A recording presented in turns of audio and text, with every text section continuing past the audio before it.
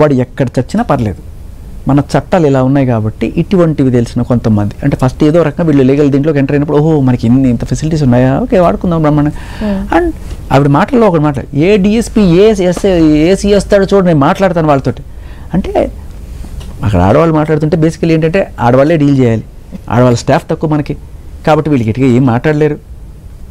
ఏదన్నా అయినా కూడా వాళ్ళ మీద పై అధికారులకు ఫిర్యాదు చేసినా ఒక లేడీని నువ్వు ఇట్లా అన్నావు కదా అని చెప్పి పైన ఎస్పీ నుంచి వీళ్ళకి వస్తే అవకాశం ఉందని చెప్పి వీళ్ళందరూ ఓడిపోతుంటారు. అది ఇప్పటికి బాగా అర్థమయ్యి అసలు నేను లాయర్ లేకుండా నన్ను తీసుకెళ్ళి నేను మాట్లాడతా, ఏ డిఎస్పీ ఏసీఏ వస్తాడో చూస్తా అంటే వీడికి బాగా ఎక్స్పీరియన్స్డ్ ఇదనమాట. సో ఇప్పుడు మీకు అర్థమైందా చట్టాలు సమానం లేవు అనే విషయం. ఇది చెప్పడానికే నేను వచ్చాను. ఈ చట్టాలు మారాలి. ఎందుకమ్మా మీరు ఒక చెప్పండి, ఒక అమ్మాయి ఇట్లా మోసం చేసే అమ్మాయిలు లేరా? ఉన్నారు. అంటే మగాడికి ఒకటే ఆప్షన్, సూసైడ్ చేసుకొని చచ్చిపోవాలి. అంటే వాళ్ళకు కూడా పడుతున్నాయి కదా, వాళ్ళకి శిక్షలు పడుతూ ఉన్నాయి, వాళ్ళని జైల్లో వేస్తున్న సందర్భాలు కూడా మనం చూస్తూనే ఉన్నాం. ఎక్కడ ఉన్నాయి? డ్రగ్స్ వాటిలో పట్టుకొని వేస్తున్నారు. ఓకే, ఎన్డీపీఎస్ వాటిలో పడుతున్నాయి. లావణ్యకి 45 రోజులు చెంచల్ కూడా జైల్లో ఉండొచ్చింది. ఇవాళ బయటకు వచ్చి శుద్ధపూసలాగా మాట్లాడుతుంది ఆవిడ.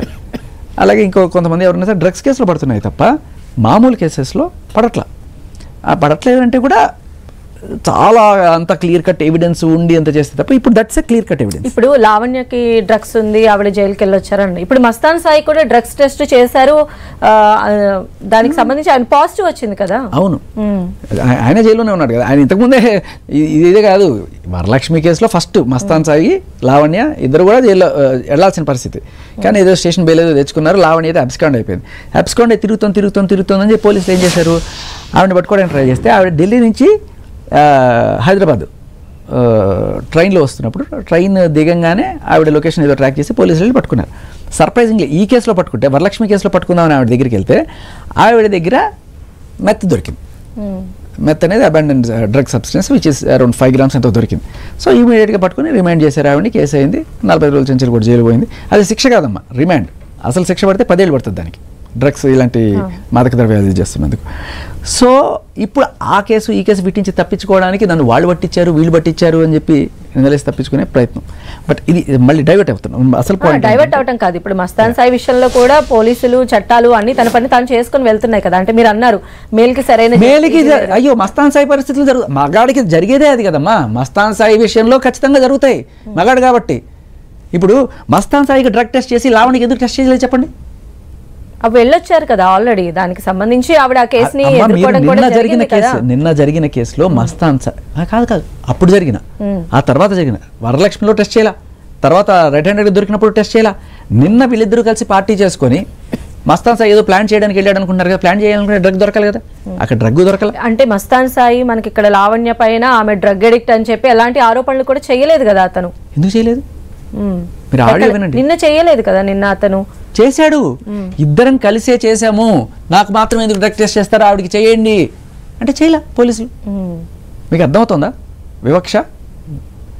నేను అదే అడుగుతున్నాను, ఆవిడకి ఎందుకు డ్రగ్ టెస్ట్ చేయట్లేదు? డ్రగ్ టెస్ట్ చేయించండి ఆవిడకి.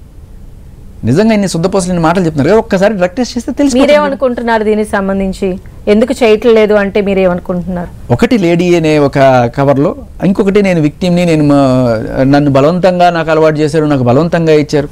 దీని కింద దాక్కోవచ్చు కదా బేసికలీ.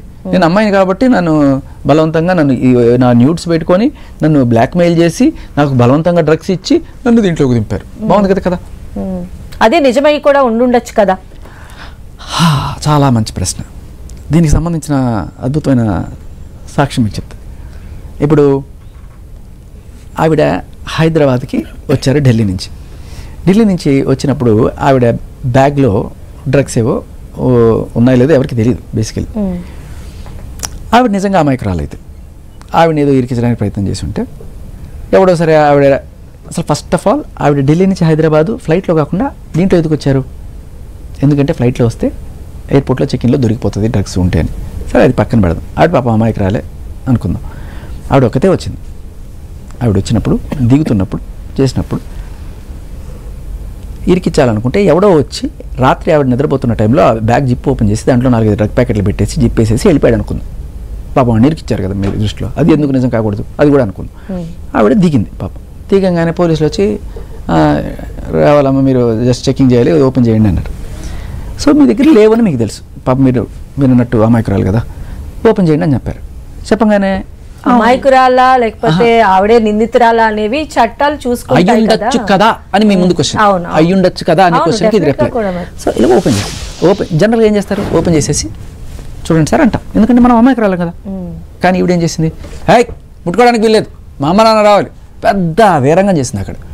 ఎందుకని, ఇది టైం కాదు సార్, ఇది ప్లేస్ కాదు సార్, ఇక్కడ కాదు సార్ అంటే టైం ప్లేస్ అంటే మీ ఇంటికి వెళ్ళి డ్రగ్స్ అని పక్కన పెట్టేసి చక్కగా బ్యాగ్ తీసుకొని వచ్చి సార్ ఇప్పుడు చెక్ చేయండి సార్ అంటావా? ఇప్పుడు ఎయిర్పోర్ట్లో చెక్ చేయించుకోవాలి కదా. మీ నాన్న అమ్మ వస్తేనే చెక్ చేయించుకుంటారా? ఎవరైనా అడల్ట్ 33 years ఏజ్ నీకు.